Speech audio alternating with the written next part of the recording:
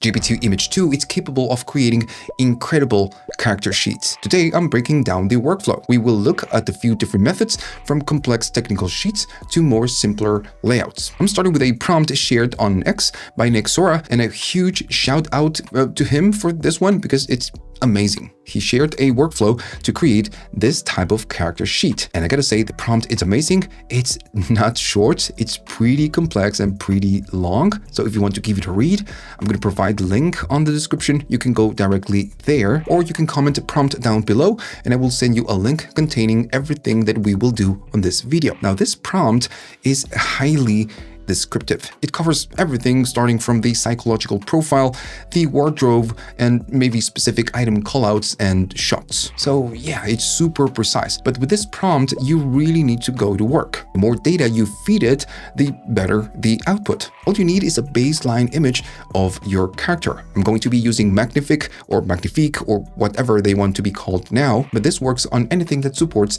GPT Image 2, like ChatGPT, maybe Higgsfield or Polo or you name it. I'm using the model GPT-2. I'm gonna drag and drop the actual reference of my Viking woman, and then we just need to prompt. I'm not gonna do anything specific. I'm just gonna go right here and copy the whole prompt, and you should do the same. Then I'm going to paste it right here. I'm gonna just make it a little bit bigger so we can, see the whole thing. Of course, this is super detailed, but at the very top, you need to fill some blanks. The bare minimum you need is the name and the character's identity. I'm gonna call her Mika because the alias is Vicky, age 30, and it's 170. I'm using centimeters because I don't use feet. And that's it. I'm going to keep the rest of the prompt as it is. At the bottom, the generation options are really important. Since this will be a super detailed type of result or sheet, we need to provide the type of format ratio. I'm going to go with 4:3. You can do 16:9 if you want, but then we have the quality. On this one, we need 4K. I'm going to be selecting high. Of course, as you go higher, the cost will be higher. Now, you can do medium and you will be getting a much better result, and it is that the price really goes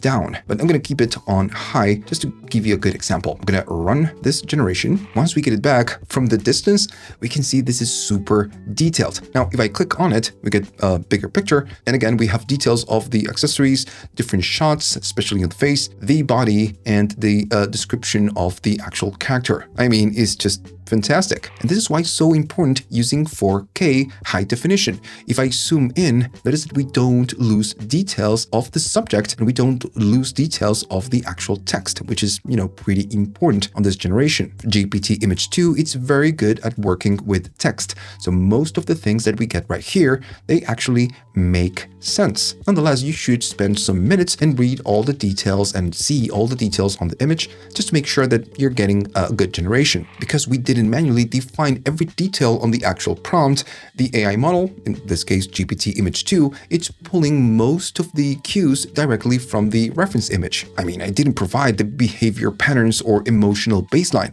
but nonetheless, GPT-2 is going right here and creating it for us. If you want to move away from GPT-2 interpretation, you will need to guide the prompt manually. You need to add the details yourself. Also, if you want more precision, you might try to attach multiple images as references, so the AI model has a little bit more to work with. Is this sheet perfect? Well, not quite. If you look closer, you will find some minor inconsistencies. I guess that's normal. However, since this first generation, it's pretty spot on, you can just take it, upload it as a reference, and ask ChatGPT or Chat Image 2.0 to make the fixes or just to make some changes. Even though the sheet that we created, it's just amazing, it might be overkill. It is maybe a little bit too much, but it really depends on your needs. What we could do is just go to the prompt and remove some of the parts. Okay, I've got this prompt. This is basically a trimmed down version of the previous one, just focusing on the visuals and not on the descriptions. I'm going to apply the prompt. I'm still using the reference image. I'm going to go at the very bottom and run the generation. I'm still on 4K high and 4:3. While this is going, I can really predict that the result will be amazing as well. Once we get it back right from the scratch, we can see that the generation, the second one, it's less crowded, which of course leads to fewer inconsistencies. But if I click on this one, the quality is still top tier. Nonetheless, always dive into any generation and make sure that you don't have any inconsistencies. I'm pretty sure if I look very closely to these generations, both generations, I will find some weird stuff. But again, it's just normal. Nonetheless, what if this is a little bit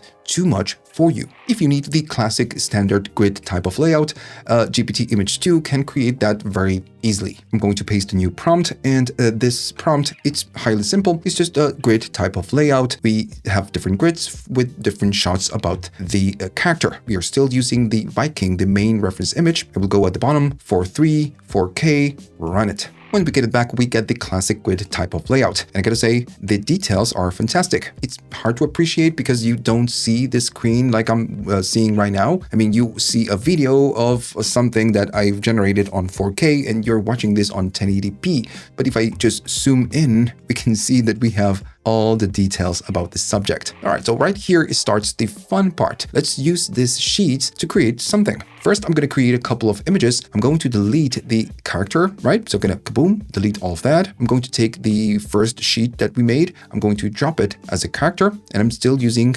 GPT 2.0. And first, I want a dynamic type of shot. Since this is super pricey, I'm going to go to 4K, but I'm going to go with medium. It goes from 2K to 800. So yeah, I'm going to use this. This is a dynamic type of pose. I'm going to click and generate something. And then I'm going to replace this prompt with a different prompt. On the character sheet, she looks pretty serious. So what I want to see is her smiling. So I'm pretty much asking her to laugh or maybe to have some fun. We are getting the dynamic pose, and if we compare it with the character sheet, this looks pretty spot on. We get the other one, she's having some fun, drinking something, and the quality and consistency, it's just pretty much there. So mission accomplished. Okay, so let's take the sheet and create a video. I'm going to be using Kling 3.0 Omni, and then I'm going to use Seedance. Why am I using Kling and not Seedance only? Well, it's because Seedance is just pretty expensive. If you are in a budget, maybe using Seedance is just not an option. And I gotta say, I'm running very low on credits myself. I'm going to use the sheet first. On Omni 1, you just need to take it and then drag it as a media. And for this, I want to create a video around 10-11 seconds with different type of shots. I'm going to be using the multi-shot, so I'm going to click on plus, and I'm going to add all the different prompts. Remember that you can get all the prompts from the comments down below. All right, so I've got 5 different shots. Let me make this a little bit bigger. On the first shot, I have an extreme wide shot. Then the second one, it's going to be a low angle type of shot. Then a medium type of profile shot. The fourth is going to be a close-up type of shot. And to finish, we will do a high angle wide shot. The whole sequence, it's going to be around 12 seconds, 69, and I'm going to turn the sound on so we can just hear something. And the generation, it's going to be about 1,380 credits on Magnific, which is, you know, fine. I'm going to run the generation, and while this is going, I'm going to just get my headphones. All right, so we get back. First is the establishing shot, and then we get, you know, the rest. Tracking, side, close up, and then back. Great. See it one more time. Yeah, of course the quality, it is what it is. The close-up could be a little bit better. If we take a look at the other one, let me just go right here. Gonna just pause right here. If I take a look at the chart, go right here. I guess the quality, I mean the consistency, it's almost there. Nonetheless, it's just pretty good. Now, again, this is Kling 3.0 Omni. Let's try Seedance 2.0. As before, I'm going to take the first one, then drag and drop as a reference. And you have the 2.0 and the 2.0 fast on Magnific. I'm going to use the 2.0. Now, something that is going on with Seedance is that sometimes, depending on what you upload, it will kick you out. I mean, it's having a lot of problems with real people. But let's see if this works. I'm going to go right here to the actual prompt, and I'm going to paste the prompt. And this prompt, it's pretty much the same thing that we used with Kling 3.0, but it is just formatted a little bit better for Seedance. But it's the same prompt. At the bottom, 720, 69. I'm going to turn the sound on. I'm going to make it 11 seconds. If I hover on top of the button, it will tell me the price. 3,000 credits. On Kling 1080p, it was 1.3K. On this one is 3K, and I'm doing 720. If I go to 1080p, it will be 7,000 credits. And I know that all around YouTube, you will find a lot of people just saying use Seedance and do this on Seedance, but the problem is the price. Not everyone can afford it. I'm going to run this on 720. Of course, this will be much better than Kling 3.0, but the price, it's a little bit excessive. Let's just run the generation and wait. I'm gonna accept and continue. Let's take a look.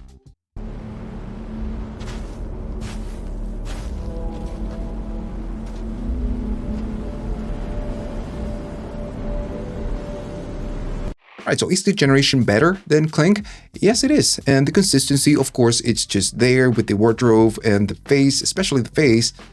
If we take a look at the factions, it's just pretty close to the character sheet. It's a little bit better than Kling, but it's not here is the quality. Why? Well, because I'm using the 720 version. So on Kling, it looks a little bit more detailed, but in my opinion, on Seedance, Seedance is just much better with this. I guess, you know, that's why you pay a lot more. That's it. So if you liked all of this and you learned something new, leave a like, subscribe, and leave a comment. Don't be a stranger.